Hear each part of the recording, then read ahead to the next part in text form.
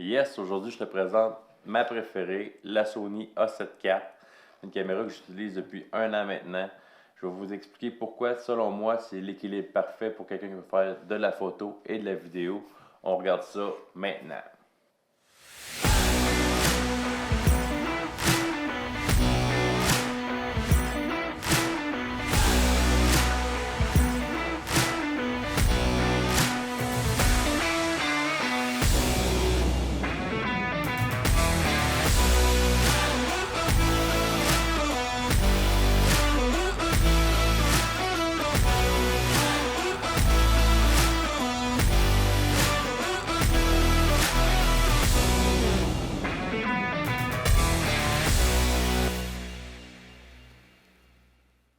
On va commencer par le capteur. C'est un capteur plein quart de 33 mégapixels.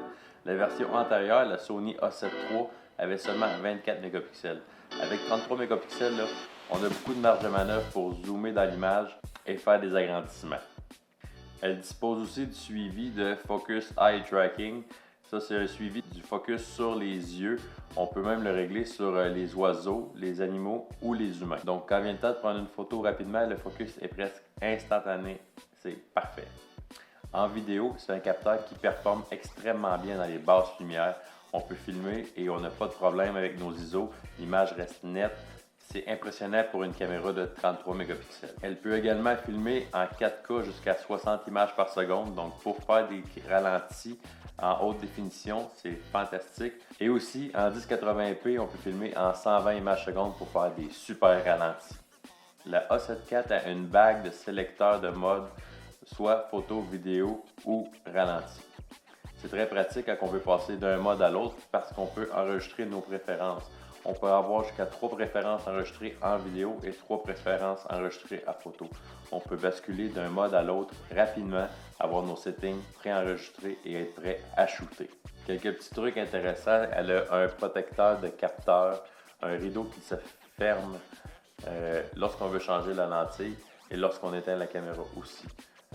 C'est vraiment intéressant si on ne veut pas envoyer de poussière ou de saleté ou d'humidité sur notre capteur, après ça avoir à le nettoyer. Ça peut sauver des dégâts. Elle a deux fentes pour deux cartes mémoire, deux cartes SD dont une peut aussi être une carte CF Express qui est encore plus rapide.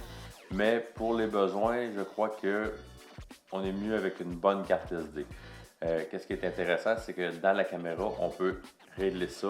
La carte SD numéro 1, par exemple, pourrait servir juste pour la vidéo et la carte SD numéro 2 juste pour la photo. Donc, quand on met nos rushs dans l'ordinateur, c'est déjà pré-trié. Pour vrai, le seul défaut que je lui trouve, c'est qu'en 4K, il y a un crop qui se fait quand on est en 60 images par seconde. C'est comme si on zoomait dans l'image. Ça reste du 4K, sauf qu'on n'utilise pas le plein potentiel de notre lentille.